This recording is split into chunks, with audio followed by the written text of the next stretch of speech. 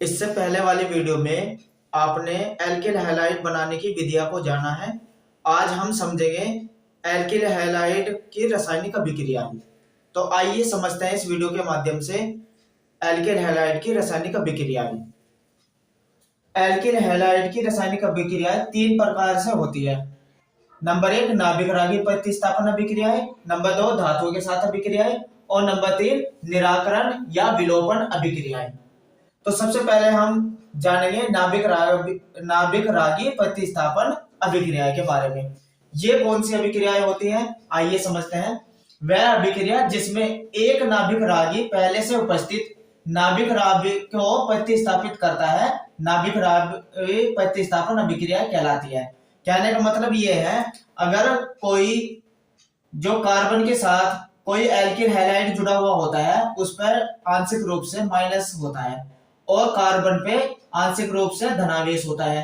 अगर कोई नाभिक रागी इससे क्रिया करता है तो यो हैलाइड बाहर निकल जाता है, यानी कि ये नाभिक रागी बाहर निकल जाता है और दूसरा नाभिक रागी इस पे आ जाता है। इसी अभिक्रियाओं को कहते हैं नाभिक रागी प्रतिस्थापन अभिक्रियाएं, यानी कि एक तत्व को उससे निकालकर दूसरे तत्व का आके जुड़ना ही नाभिक रागी प्रतिस्थापन अभिक्रियाएं कहलाता है। यहाँ मैंने कोई चार्ट बनाया हुआ है जो कि अभिकर्मक, जो भी एल्किल हैलाइड से जो अभिकर्मक क्रिया करते हैं उनके नाम यहाँ दिए हुए हैं और जो नाभिक रागी उसमें से क्रिया करेगा उनके नाम यहाँ दिए हुए हैं और जो उसके साथ क्रिया करके उत्पाद बनाएंगे वो चार्ट ये है और जो उस उत्पाद को जो बना है उसको जो कहेंगे उसका चार्ट यहाँ है। तो आइए हर एक तत्व के साथ एल्किल हैलाइड की रासायनिक क्रिया बहुत आसानी से समझेंगे। तो सबसे पहले हम जो अभिक्रिया कराएंगे वो कराएंगे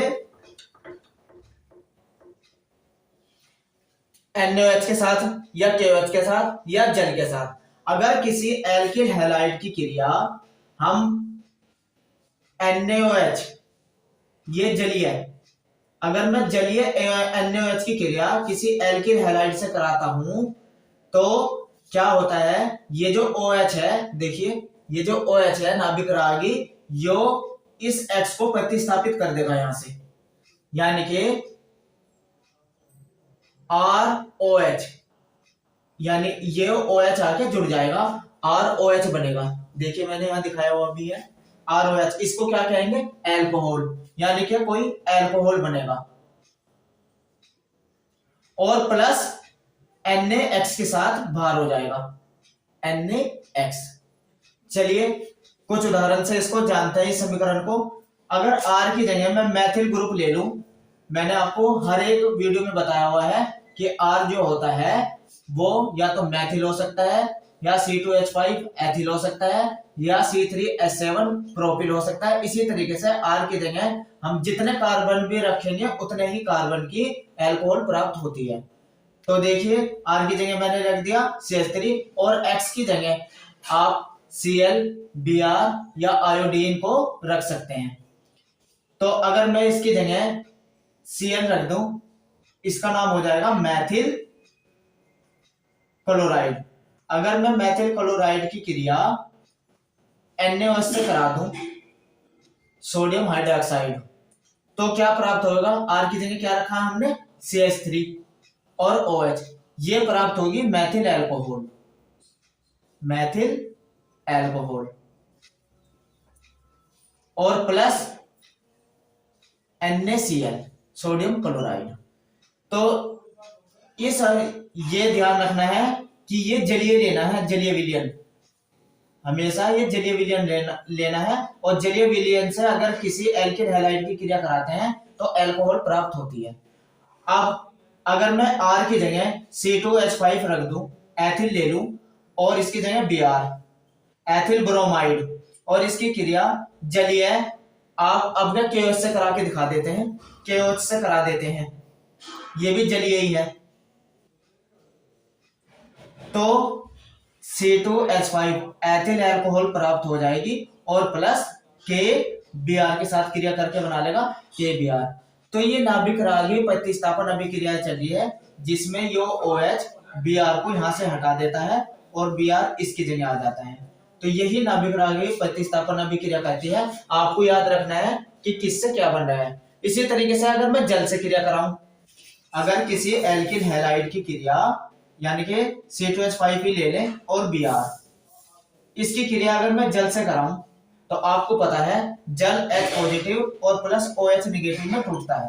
तो देखिए इसमें भी OH आया है, तो इसका जो ये OH है फिर ये एथिल एल्कोहल बना लेगा और प्लस HBr हाइड्रोजन ब्रोमाइड। तो इस तरीके से हम इस चार्ट के द्वारा इन समीकरण को आसानी से याद कर सकते हैं। बस आपको ये याद रखना है कि अगर किसी जलीय NaOH की या KOH की या जल की क्रिया किसी एल्किल हैलाइड पर कराता है तो एल्कोहल प्राप्त होता है, और एल्कोहल भी वो प्राप्त होता है जितने कार्बन आप लोगे ना, यहाँ जितने एल्किल समूह लोगे उतने ही एल्किल समूह की एल्कोहल बनेगी। तो आपने अच्छे से जान लिया NaOH KOH और जल से क्रिया करके एल्कोहल प्राप्त होती है। ये मैंने कुछ उदाहरण आपको समझाए हैं। आइए समझते हैं दूसरे समीकरण को। इनको मेरे साथ साथ आप समीकरण को लिखते जाएंगे और प्रैक्टिस करते जाएंगे। तो आइए अब देखते हैं, अगर किसी एल्किल हैलाइड की क्रिया, अगर मैं कोई एल्किल हैलाइड, क्योंकि हम जो रासायनिक गुण पढ़ रहे हैं ना एल्किल हैलाइड के पढ़ रहे हैं, इसलिए एल्किल हैलाइड तो लेना बहुत आवश्यक है। इसकी क्रिया अगर हम NaOR R डैश लगा लेते हैं, क्योंकि एक R ये है एक R ये है। अब हम एक जैसे भी एल्किल ग्रुप ले सकते हैं, अलग अलग भी ले सकते हैं। मैं कुछ उदाहरण देकर आपको अभी समझाऊंगा, पहले ये समझिए अच्छे से। अगर मैं यहां से क्रिया कराऊं तो ये Na जो है X को लेके बाहर हो जाएगा और क्या बचेगा ROR और प्लस क्या बना NaX। ये जो ROR होता है इसे कहते हैं हम ईथर। इसको क्या बोलते हैं ईथर। अगर किन्हीं दो एल्किल ग्रुप के बीच में O आ जाता है तो वो ईथर होता है। अब देखिए कुछ उदाहरण से समझाएंगे। अगर इस R की जगह में मैथिल ग्रुप रख दूं और X की जगह Cl, तो मैथिल क्लोराइड प्लस NaO। अब ये जो R डैश लिखा है, अगर मैं इसकी जगह CH3 लिख दूं, यानी दोनों जगह सेम ले लूं, तो देखिए क्या बनेगा CH3O CH3 प्लस NaCl। तो ये डाई मैथिल ईथर बन गया। क्या बनी ये डाई मैथिल ईथर। अगर हम R की जगह अब क्या C2H5 ले ले और यहां Cl ले लो प्लस NaO, यहां भी C2H5 ले लूं मैं R की जगह, तो बन जाएगा C2H5O C2H5 प्लस NaCl। तो ये हो गया डाई एथिल ईथर। क्या बना ये डाई एथिल ईथर। अब ये मैंने R डैश लिया हुआ है, इसका मतलब ये हुआ कि कभी कभी मैं R अलग भी ले सकता हूं। मैथिल जो एल्किल ग्रुप है वो बदल भी सकते हैं। कैसे? अगर यहां R की जगह मैंने लिखा फिर मैथिल ग्रुप और Br, अब क्या मैंने Br ले लिया प्लस इसकी जगह NaO, यहां देखिए मैंने लिया मैथिल ग्रुप, और अगर मैं लूं यहां एथिल ग्रुप तो यहां R अलग है यहां R अलग है, इसीलिए मैंने ये लिखा था। देखिए CH3O C2H5, तो ये हो गया ethyl Maithil ether, ethyl Maithil ether, और क्या बना प्लस NaBr। तो इस तरीके से हम NaOR डैश के द्वारा ईथर प्राप्त कर सकते हैं। तो ये हुआ ईथर बनाने की विधि, ठीक है ना। तो एल्किल हैलाइड से आप ईथर बना सकते हैं, एल्कोहल बना सकते हैं। एग्जाम में किस तरीके से पूछा जाएगा तो उसके लिए मैं एक वीडियो सबसे एंड में इस लेसन के खत्म होने के बाद एक वीडियो डालूंगा। उसमें आपको एग्जाम में किस तरीके से समीकरण पूछी जाती है, किस तरीके से समीकरण पूरी करनी होती है, वो मैं आपको लास्ट की वीडियो में समझा दूंगा। अब चलते हैं हम तीसरी रिएक्शन की तरफ। आइए समझते हैं, इसको नोट करते जाइएगा।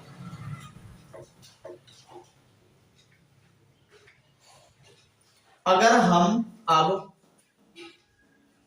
RX किसी एल्किल हैलाइड की क्रिया NaI सोडियम आयोडाइड से कराए, सोडियम आयोडाइड से कराए तो क्या होता है, ये Na तो X के साथ बाहर हो जाएगा, तो क्या बनेगा हमारे पास Ri plus NaX।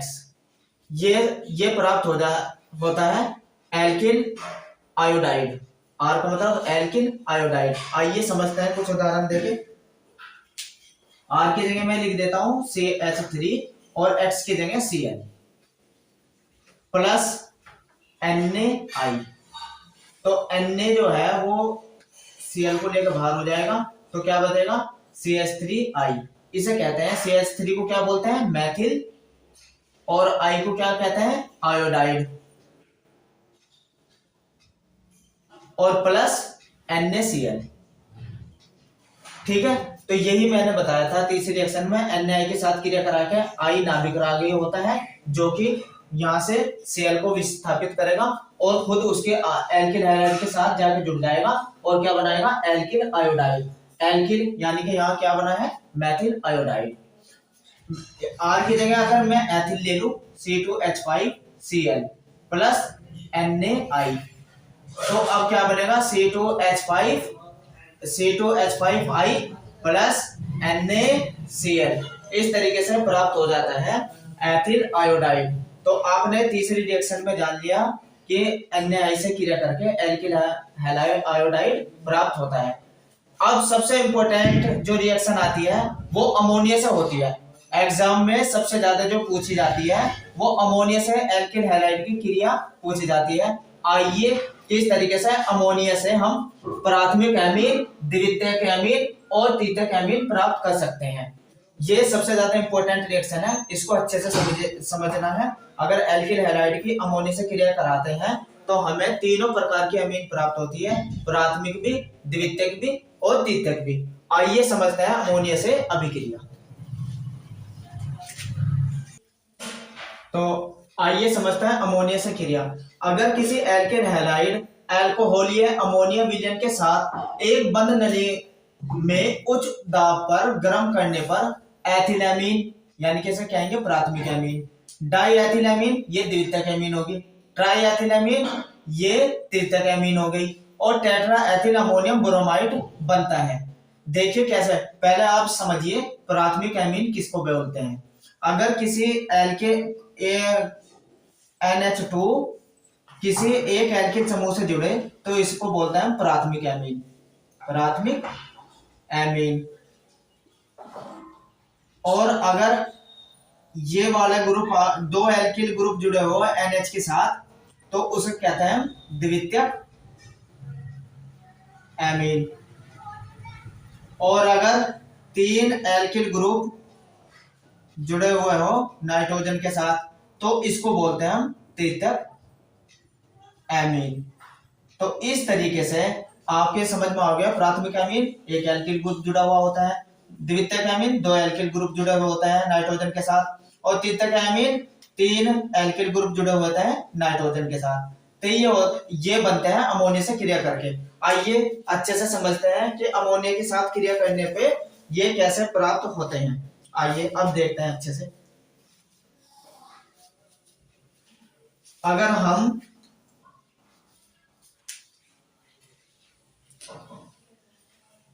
Ethyl bromide की क्रिया अमोनिया के साथ कराएं, अमोनिया NH3, इसको मैं ऐसे लिख के दिखाऊं, अगर एक H यहां से हटा के NH2H, बात तो एक ही है। NH3 को मैंने ऐसे लिख दिया ताकि आपकी समझ में अच्छे से आए। है ये अमोनिया ही, ये H जो है Br के साथ क्रिया कर लेगा। तो अब आप देखिए क्या बन गया, ये C2H5 और NH2 plus HBr plus HBr, यही हुआ प्राथमिक एमीन। ये क्या हुआ, प्राथमिक एमीन, क्योंकि देखिए ये हुआ R, अभी मैंने अभी बताया था ये R हो गया और NH2 से जुड़ा हुआ। तो देखिए बनाया ही नहीं बना प्राथमिक एमीन। तो इस अगर अमोनिया अल्कोहलीय एथिल ब्रोमाइड के साथ क्रिया करती है तो प्राथमिक एमीन प्राप्त होती है। तो ये बना प्राथमिक एमीन। इसी तरीके से इसे कहते हैं हम एथिल एमीन। इसका क्या नाम हुआ? एथिल एमीन, जो कि प्राथमिक एमीन कही जाती है, प्राथमिक एमीन।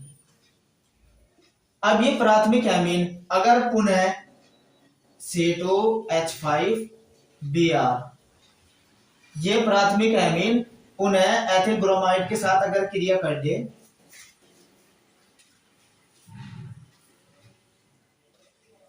ये पुनः एथिल ब्रोमाइड के साथ क्रिया करती है तो फिर इसी तरीके से एक H Br के साथ निकल जाएगा, एक H यहां से Br के साथ निकल जाएगा। तो क्या बचेगा हमारे पास? C2H5 का होल ट्वाइस, यानी कि 2 बार है एथिल समूह, एक ये रहा, और यहाँ क्या रह गया? NH, और प्लस HBr इसमें भी निकल गया।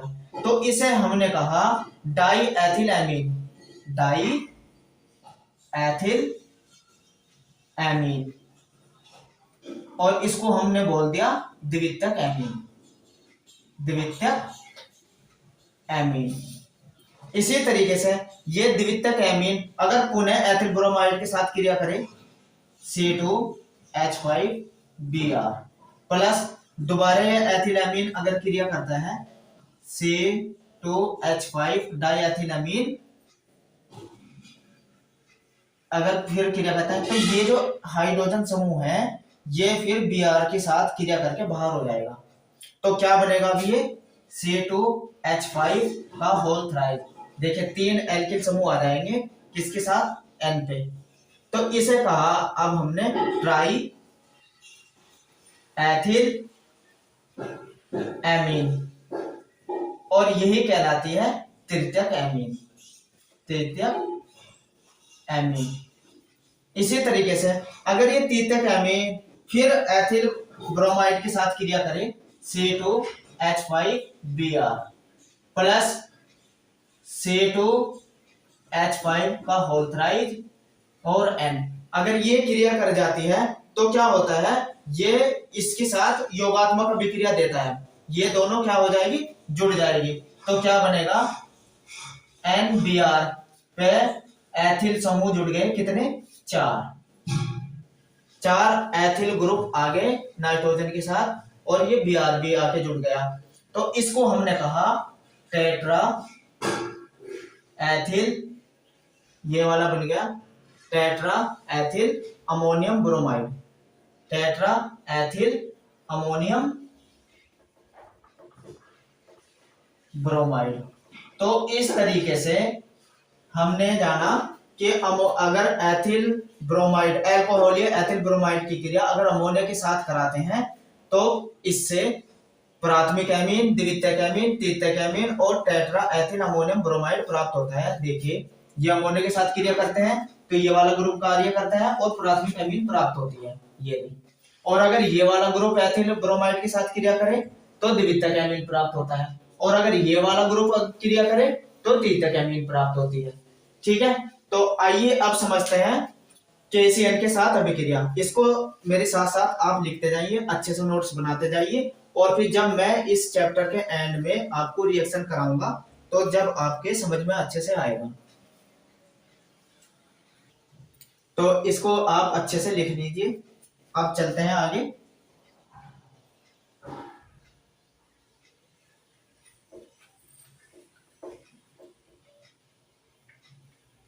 अगर हम अब 5वीं रिएक्शन, किसी एल्किल हैलाइड की क्रिया अगर हम KCl से कराएं, पोटेशियम साइनाइड, क्या नाम है इसका? Potassium cyanide. अगर इससे हम किसी एल्किल हैलाइड की क्रिया कराएं तो देखिए ये K तो चला जाएगा X के साथ और R जुड़ जाएगा Cn के साथ प्लस KX। तो मेन रिएक्शन जो होती है ये बनती है, इसका मतलब ये बनता है आइसोसाइनाइड। क्या बनता है? आइसोसाइनाइड। आइए देखते हैं इसको रिएक्शन करके। अगर R की जगह में मैथिल ग्रुप लिख दो, मैथिल और यो Br, X की जगह Br।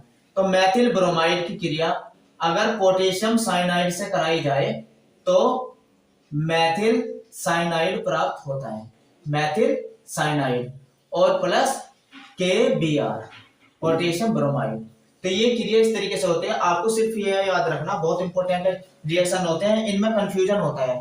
कंफ्यूजन क्या होता है, अगर KCN के साथ दी तो साइनाइड प्राप्त होता है, लेकिन अगर इसने AgCN के साथ दी, देखो इसमें भी Cn आया है, इसमें भी Cn आया है, अंतर यहां होता है अगर ये किसी एल्किल हैलाइड के साथ क्रिया करता है AgCN तो NC उल्टा हो जाता है, ये रिएक्शन में NC और ऊपर वाले में क्या था Cn, तो Cn को कहते हैं आइसोसाइनाइड और NC को कहते हैं आइसोनाइट्राइड, ये अंतर होता है। ये क्यों होता है ये मैं आपको लास्ट वाली वीडियो में बताऊंगा कि AgCN के साथ NC क्यों बनाता है। तो बस इस रिएक्शन को समझिए पहले अच्छे से।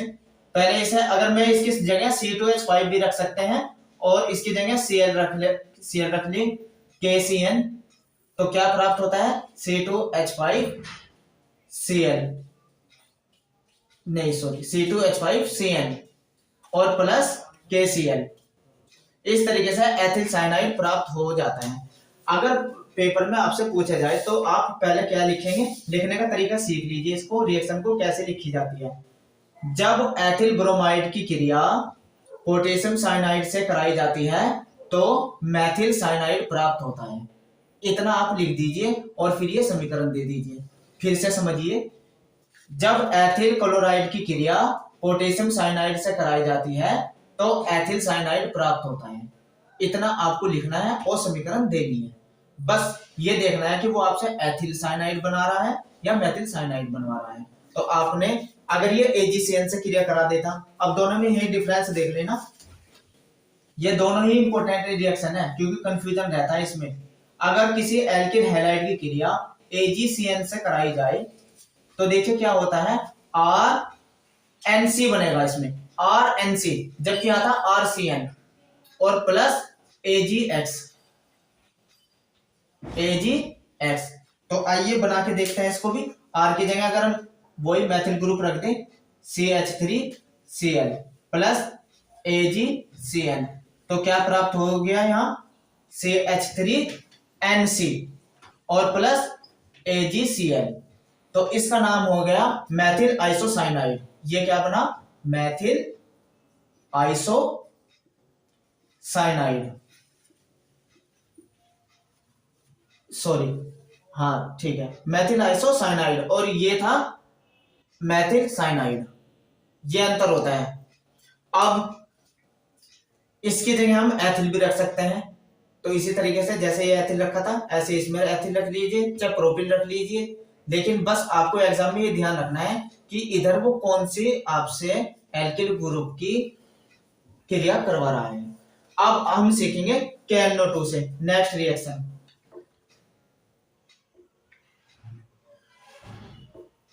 आइए, अगर किसी एल्किल हैलाइड की क्रिया सातवीं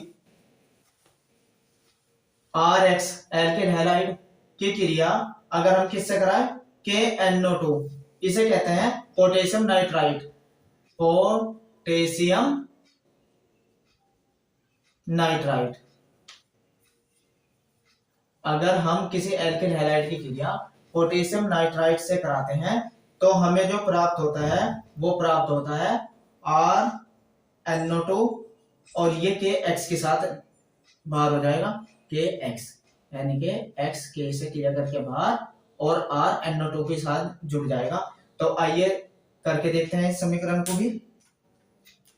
बस आप सिर्फ R की जगह मैथिल या एथिल रखते चलिए बस। तो इसकी जगह हमने रख दिया CH3 और X की जगह या तो आप Cl रखिए या Br रखिए। तो अगर मैं Br रखता हूं प्लस KNO2 तो क्या प्राप्त होगी KBr बाहर, तो क्या प्राप्त हुआ CH3NO2 और प्लस KBr। ठीक है, तो इस तरीके से ये हम बना सकते हैं। ये बना है मैथिल नाइट्राइट, क्या बना है ये मैथिल नाइट्राइट। और इसी तरीके से एथिल रख लीजिए, C2H5 Br प्लस KNO2, तो अब क्या मैथिल एथिल बन जाएगा, C2H5 NO2 प्लस KBr, तो ये एथिल नाइट्राइड बन जाएगा। ठीक है, इसी तरीके से अगर हम AgNO2 के साथ क्रिया कराएं, 8वीं रिएक्शन कि एल्किल हैलाइड की क्रिया अगर हम कराए जाए AgNO2, तो Ag X को लेकर बाहर हो जाएगा, फिर वही सेम ऊपर की तरफ, बस इसमें Ag था, RNO2 प्लस AgX। ठीक है, सेम इसी की तरह रख दीजिए, बस ऊपर की तरफ R की जगह क्या ले ले, अगर हम मैथिल ग्रुप ले ले, और इसकी जगह फिर Br प्लस AgNO2, सेम ऊपर देखते चलिए, इसकी जगह CH3NO2 और प्लस AgBr। ठीक है, इसके जगह फिर एथिल ग्रुप रख सकते हैं, ऐसे कैसे ही आप करके देखिए एक बार। अब 9वीं रिएक्शन समझते हैं।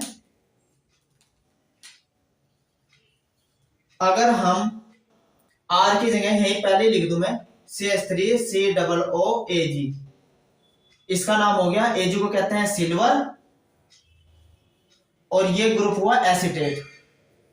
एसीटेट कहीं भी अगर आपको CH3COO लिखा हुआ मिले तो इसे कहते हैं एसीटेट। ये क्या होता है, एसीटेट।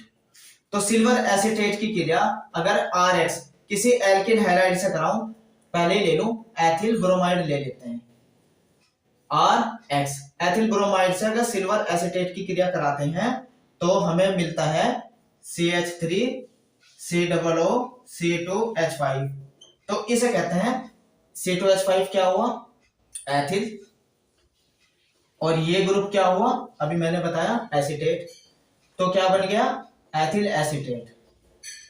ये एक एस्टर होता है, इसको हम एस्टर कहते हैं। एस्टर किसे कहते हैं, ये भी मैं आपको मेरी नेक्स्ट वीडियो में आपको जानने को मिलेगा एस्टर क्या होते हैं। प्लस इसके साथ साथ क्या बनेगा, AgBr। तो इस तरीके से आपने एल्किल हैलाइड की नाभिक रागिक प्रतिस्थापन अभिक्रिया को अच्छे से समझा। इस चार्ट को आप अच्छे से समझिए। सिर्फ प्रतिस्थापन का मतलब होता है उसको स्थान से हटा देना, यानी कि एल्किल हैलाइड, जो एल्किल हैलाइड होता है, हैलाइड, उस ग्रुप को, हैलाइड ग्रुप को निकालना है किसी एक नाभिक रागी के द्वारा, और दूसरा जो उसके साथ होता है वो आके जुड़ जाता है। तो ये सारे समीकरण आपको सिर्फ इतना याद करना है कि किससे क्या प्राप्त हो रहा है। एल्किल हैलाइड की क्रिया अगर NaI से कराऊं तो क्या प्राप्त होता है, एल्किल हैलाइड की अगर क्रिया अमोनिया से कराऊं तो किस तरीके की एमीन प्राप्त होती है। तो ये आपने समझा नाभिक रागी प्रतिस्थापन अभिक्रियाएं। अब समझते हैं धातुओं के साथ अभिक्रियाएं। आइए अब जानते हैं धातुओं के साथ अभिक्रिया।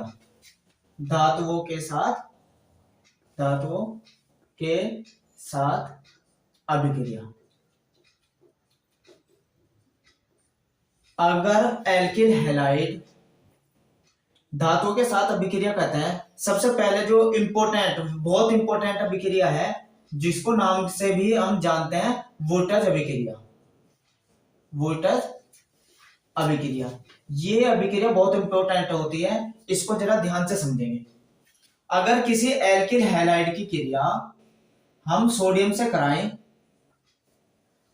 शुष्क ईथर की उपस्थिति में होती है, जो शुष्क ईथर की उपस्थिति में होती है, और क्या होता है, इसके दो अणु ले लेते हैं RX के, तो ये बन जाएगा RR, और प्लस Na किसके साथ क्रिया कर लेगा, NaX। तो यही क्रिया इस वोल्टेज अभिक्रिया में एल्केन बनती है। दो एल्किल ग्रुप आपस में मिलकर एल्केन बना लेते हैं। तो ये एल्केन बनाने की सबसे इंपॉर्टेंट अभिक्रिया है वोल्टेज अभिक्रिया। इस क्रिया में हमें बहुत ज्यादा ध्यान देना होता है। क्यों? क्योंकि इसके ऊपर बहुत तरह तरीके से वो क्वेश्चन पूछता है। आइए मैं बताता हूँ कि इस तरीके से आपसे क्वेश्चन पूछेगा, आपको घबराने की जरूरत नहीं है। अभी थोड़ी देर में आपको अच्छे से समझ में आ जाएगी कि ये क्या था। इस अभिक्रिया को मैं एक तरीके से और भी लिख सकता हूँ, ऐसे भी RX plus Na plus RX, अलग अलग लिख दूं मैं इन अणुओं को, और शुष्क ईथर की उपस्थिति में शुष्क ईथर। तो देखिए क्या होता है, ये Na जो अणु है ना वो एक एक AX, Na जो है पहले तो ये R से क्रिया R एल्कीन बनेगी, प्लस NaX, X के दो अणु है तो यहाँ दो लगा दीजिए, तो दो अणु यहाँ भी लगेंगे, दो अणु यहाँ भी लगेंगे। तो या तो आप इस तरीके से बना लीजिए या इस तरीके से बना लीजिए, बात एक है, बन गया एल्केन ही है। आइए कुछ उदाहरण लेके समझते हैं और कैसे क्वेश्चन पूछेंगे वो भी बताता हूं। अगर मैं यहाँ मैथिल ग्रुप ले लूं, R की जगह मैथिल और इसकी जगह Br, अगर आपसे पूछा जाएगा क्या होता है जब मैथिल ब्रोमाइड की क्रिया सोडियम से कराते हैं ईथर की उपस्थिति में, तो आपके ध्यान आनी चाहिए कि वुडटच अभिक्रिया पूछी है, मैथिल ब्रोमाइड की क्रिया शुष्क ईथर की उपस्थिति में सोडियम से कराते हैं, तो आपको ध्यान रखना है उसने कहा मैथिल, लेकिन ये डबल हो जाती है, मैथिल बोरा तो बनेगी एथिल, इसलिए इंपॉर्टेंट होती है। ये कार्बन की संख्या बढ़ाने की अभिक्रिया है, मतलब अगर वो बोला है मैथिल तो कंफ्यूजन मत होना, एकदम दुगना कर देना कार्बन की संख्या को, मैथिल कहा तो क्या बनेगी एथेन। देखिए मैं बना के दिखाता हूं, प्लस Na प्लस दोबारा भी ये ले लो CH3Br शुष्क ईथर। अब देखिए क्या बनेगी, एक CH3 ये एक CH3 ये CH3 तो एथेन बना नहीं, जबकि उसने क्वेश्चन में बोला था मैथ, यानी कि एक कार्बन की संख्या कितनी थी एक, लेकिन इधर कितने कार्बन वाली एल्केन बनी, दो कार्बन की, तो ये कार्बन की संख्या बढ़ाने वाली समीकरण होती है। और क्या होता है यह समीकरण कैसे पूरा करोगे, उस समीकरण में इसका सबसे ज्यादा इस्तेमाल करते हैं।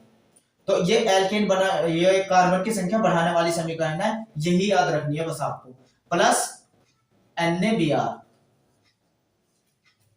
ठीक है। अगर वो आपसे प्रोपेन बनाइए किससे, मैथिल ब्रोमाइड से, आपसे क्वेश्चन करेगा बोर्ड में कि कैसे प्राप्त करोगे आप मैथिल ब्रोमाइड से प्रोपेन। तो देखिए एक कार्बन से तीन कार्बन वाले प्रोप में तीन कार्बन आते हैं ना, एक कार्बन से तीन कार्बन बनवा रहा, तो कोई बात नहीं, आप एक तरफ तो लिखिए मैथिल ब्रोमाइड, क्योंकि ये तो लेना ही लेना, उसने क्वेश्चन में बोला, प्लस सोडियम लेना। अब आपको दो कार्बन की कमी है ना भी, तो C2H5Br, दो कार्बन यहां से मिलेंगे, एक कार्बन है तो बनेगी नहीं प्रोपेन, शुष्क ईथर की उपस्थिति में शुष्क ईथर, और संतुलित करने के लिए यहां दो भी लगाना है, यहां भी दो आएंगे, तो क्या बनेगा CH3 CH2 CH3, एथिल को हम ऐसे भी लिखते हैं ना एथिल, तो प्लस NaBr, इस तरीके से प्रोपेन प्राप्त होती है। इसलिए ही वुडटच अभिक्रिया सबसे इंपॉर्टेंट अभिक्रिया बन जाती है, क्योंकि यही एक ऐसी एक ये और एक अब जो मैं इससे आगे समझाऊंगा धातु से क्रिया, वो भी बहुत इंपॉर्टेंट होती है, क्योंकि उसमें भी कार्बन की संख्या इसी की तरह बढ़ाई जाती है। तो ये आपको वुडटच अभिक्रिया अच्छे से समझ में आई, सबसे ज्यादा इंपॉर्टेंट है, इस पे ध्यान देना है। आइए अब समझते हैं इससे, तो अगर हम इसको संतुलित करें, वैसे आपको इंटर में संतुलित करने की जरूरत नहीं, कर भी सकते हैं, लेकिन सबसे ज्यादा ये जरूर आपको ध्यान देने वाली बात है, तो टू लगा लीजिए, इस तरीके से समीकरण पूरी हो जाती है, लिख लीजिए इसको। आइए अब समझते हैं इससे अभिक्रिया, इससे नेक्स्ट अभिक्रिया धातु के, अगर यही अभिक्रिया आपको Zn से कराने को आ जाए तो उस अभिक्रिया को कहते हैं फ्रिकलैंड अभिक्रिया। आइए देखिए, नाम से जितनी भी अभिक्रिया आएगी, समीकरण आएगी, वे आपको याद रखनी है। अभी शुरुआत हुई है वुडटच से, एक अभिक्रिया नाम से आई वुडटच, दूसरी आ गई फ्रैकलैंड। ये अलग जरूर नोट बनाते चलिए कि फ्रैकलैंड अभिक्रिया और वुडटच अभिक्रिया बहुत इंपॉर्टेंट है, नाम वाली अभिक्रिया इंपॉर्टेंट होती है। सेम ये भी बिल्कुल वुडटच अभिक्रिया की तरह है, बस अंतर यह है उसमें सोडियम लिया था आपने, इसमें क्या लेना है Zn। फ्रैकलैंड अभिक्रिया Zn से होती है। अगर मैथिल ब्रोमाइड की क्रिया बिल्कुल पीछे वुडटच की तरह, लेकिन यहां हमने सोडियम की जगह क्या लेना है Zn लेना है, और फिर दोबारा यही, क्योंकि ये भी उसी की तरह होनी है, बस सेम ईथर की उपस्थिति में ही, तो ये भी एल्केन बनेगी, इसमें भी CH3 बस अंतर क्या हो जाएगा, यहां बन जाएगा ZnBr2। तो अब देखिए ये बन गया जिंक ब्रोमाइड, ठीक है ना। तो ये फ्रैगनेंट अभिक्रिया, जैसे वोल्टेज समझाई ऐसे फ्रैगनेंट समझानी है। तो इस तरीके से धातु से अभिक्रिया होती है। अब समझेंगे हम तीसरी, निराकरण या विलोपन अभिक्रिया। इससे पहले वाले वीडियो में आपने जाना है एल्किल हैलाइड बनाने की विधियां। आज इस वीडियो के माध्यम से हम जानेंगे एल्किल हैलाइड के रासायनिक गुण। तो आइए समझते हैं एल्किल हैलाइड के रासायनिक गुण। एल्किल हैलाइड की रासायनिक अभिक्रियाएं, तो ये 3 प्रकार की होती है। नाभिक रागी प्रतिस्थापन अभिक्रिया, धातुओं के साथ अभिक्रिया, निराकरण या विलोपन अभिक्रियाएं। तो सबसे पहले हम जानेंगे नाभिक रागी प्रतिस्थापन अभिक्रियाएं। ये किसको कहते हैं? नाभिक रागी प्रतिस्थापन अभिक्रियाएं। जो एल्किल हैलाइड होती है ना, ये नाभिक रागी प्रतिस्थापन अभिक्रियाएं किस तरीके से दिखाते हैं, आइए समझते हैं। नाभिक रागी प्रतिस्थापन अभिक्रियाएं वह अभिक्रिया जिसमें एक नाभिक रागी पहले से उपस्थित नाभिक रागी को प्रतिस्थापित करता है, नाभिक रागी प्रतिस्थापन अभिक्रिया कहलाती है। जैसे कि हम, ये कोई एल्किल हैलाइड है, जो एल्किल हैलाइड होता है इस पर आंशिक रूप से डेल्टा माइनस होता है, जैसे कि ये डेल्टा पे माइनस, और इस पर आंशिक रूप से प्लस का होता है। तो जब इस पे कोई नाभिक रागी अभिक्रिया करता है तो ये इनका बीच का बंध टूट जाता है, ये बाहर निकल जाता है और ये आके इस पे जुड़ जाता है। इसी अभिक्रिया को कहते हैं हम नाभिक रागी प्रतिस्थापित अभिक्रियाएं। आइए समझते हैं कौन कौन से ऐसे तत्व हैं जो एल्किल हैलाइड के साथ नाभिक रागी प्रतिस्थापित अभिक्रियाएं दिखाता है। सबसे पहले NaOH या KOH या जल। अगर हम NaOH का जलीय विलयन लेते हैं या KOH का जलीय विलयन लेते हैं या जल के साथ क्रिया कराते हैं, तो जो नाभिक रागी इस पे क्रिया करेगा वो होता है OH, और यो प्रतिस्थापित समूह के साथ जुड़ के अल्कोहल बनाता है।